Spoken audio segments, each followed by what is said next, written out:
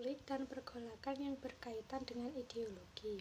Termasuk dalam kategori ini adalah pemberontakan PKI Madiun, pemberontakan DI atau TII di peristiwa G30 SPKI, ideologi yang disusun oleh PKI tentu saja komunisme. Sedangkan pemberontakan DI atau TTI berlangsung dengan membawa ideologi agama. 2. Pemberontakan PKI atau Partai Komunis Indonesia Madiun, waktu 1948 dengan memproklamasikan berdirinya negara Republik Soviet Indonesia. Latar belakangnya yaitu hasil kesepakatan Renville menguntungkan Belanda yang dipimpin oleh Musso. Cara penumpasannya yaitu pemerintah mengajak rakyat untuk memilih Soekarno-Hatta atau Musso Gerakan Operasi Militer 1 dan melakukan pembedalan terhadap beberapa surat kabar berhaluan komunis. Hasilnya yaitu seluruh kekuasaan pemberontakan dapat ditumpas dan kota Madiun dapat direbut kembali. Pemberontakan DI atau TII di Jawa Barat pada 14 Agustus 1947 yang dilatar belakangi tidak sejalan dengan pemerintah RI ketika terjadi perundingan Renville yang dipimpin oleh Sekarmaji Marijan Kartowiryo. Cara penumpasannya yaitu melakukan operasi militer teknik pagar berisi menggunakan ratusan ribu tenaga rakyat untuk mempersempit ruang gerak. Pada tanggal 4 Juni 1962, Kartowiryo berhasil ditangkap di gedung beberapa oleh pasukan Siliwangi yang dipimpin oleh Sekarmaji Marijan Kartowiryo karena tidak setuju terhadap isi perjanjian Renville. Sewaktu TNI hijrah ke RI atau di Yogyakarta, ia dan anak buahnya menolak dan tidak mau mengakui Republik Indonesia dan ingin menyingkirkan Pancasila. Sebagai pemberontakan DI atau TII di Jawa Tengah pada 23 Agustus 1949 yang dilatar belakangi mengurus penggabungan iskar-iskar masuk ke dalam TNI yang dipimpin oleh Amir Fattah. Cara penumpasannya yaitu pemerintah membentuk pasukan baru yang disebut dengan Bintang Riders, dipimpin oleh Amir Fattah dan Kiai Samolangu. Selama agresi militer Belanda kedua, Amir Fattah diberi tugas menggabungkan iskar-iskar untuk masuk ke dalam TNI. Namun setelah banyak anggotanya, ia beserta anak buahnya melarikan diri dan menyertakan bagian dari DI atau TII. DI atau TII di Sulawesi Selatan pada 30 April 1950 yang dilatar belakangi banyaknya pemuda Sulawesi yang tergabung dalam PRI Sulawesi ikut bertempur untuk mempertahankan kota Surabaya yang dipimpin oleh Kahar Muzakar. Cara penumpasannya yaitu dilakukan penyergapan oleh pasukan TNI. DI atau TII di Aceh pada 20 September 1953 yang dilatar belakangi oleh setelah proklamasi kemerdekaan RI di Aceh terjadi pertentangan antara alim ulama dan para kepala aslam yang dipimpin oleh Tengku Daud Beuruh.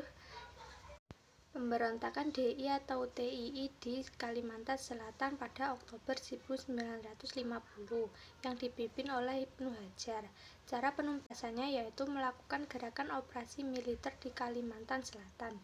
Hasilnya, pada tahun 1945, Ibnu Hajar ditangkap dan dihukum mati pada 22 Maret 1955. Gerakan 30 SPKI pada tanggal 30 September 1965 jam 3 dini hari PKI melakukan pemberontakan yang dipimpin oleh DN Adit dan berhasil membunuh 7 perwira tinggi. Mereka punya tekad ingin menggantikan Pancasila sebagai dasar dengan komunis Marxis. Setelah jelas mengungkap bahwa PKI punya keinginan lain, maka diadakan operasi penumpasan. 1. Menyisyafkan kesatuan-kesatuan yang dimufakatkan oleh PKI. 2. Merebut studio RRI dan kantor besar Telkom dipimpin Kolonel Sarwo Edi Wibowo dari RPKAD. 3. Gerakan pembersihan terhadap tokoh-tokoh yang terlibat langsung maupun yang mendalanginya, yaitu pemberontakan APRA. Angkatan Perang Ratu Adil atau APRA dibentuk oleh Kapten Raymond Westerling pada tahun 1949. Ini adalah milisi bersenjata yang anggotanya terutama berasal dari tentara Belanda. KMIL yang tidak setuju dengan pembentukan Angkatan Perang Republik Indonesia Serikat atau APRIS di Jawa Barat yang saat itu masih terbentuk negara bagian Pasundan. Basis pasukan APRIS di Jawa Barat adalah Divisi Siliwangi. APRA ingin agar keberadaan negara Pasundan dipertahankan sekaligus menjadi merdeka, yaitu peristiwa Andi Aziz pada 5 Januari 1950 yang dilatar belakangi oleh menyerang gedung tempat berlangsungnya sidang kabinet yang dipimpin oleh Kapten Raymond Westerling. Cara penumpasannya yaitu pada tanggal 8 April 1950 dikeluarkan ultimatum bahwa dalam waktu 4x24 jam Andi Aziz harus melaporkan diri ke Jakarta untuk mempertanggungjawabkan perbuatannya. Hasilnya yaitu pasukannya harus dikonsinyasi, senjata-senjata dikembalikan, dan semua tawanan harus dilepaskan. Republik Maluku Selatan atau RMS yaitu pada waktu 25 April 1950 dilatar belakangi tidak puas dengan terjadinya proses kembali ke NKRI yang dipimpin oleh Dr. Christian Robert Stephen Samukil.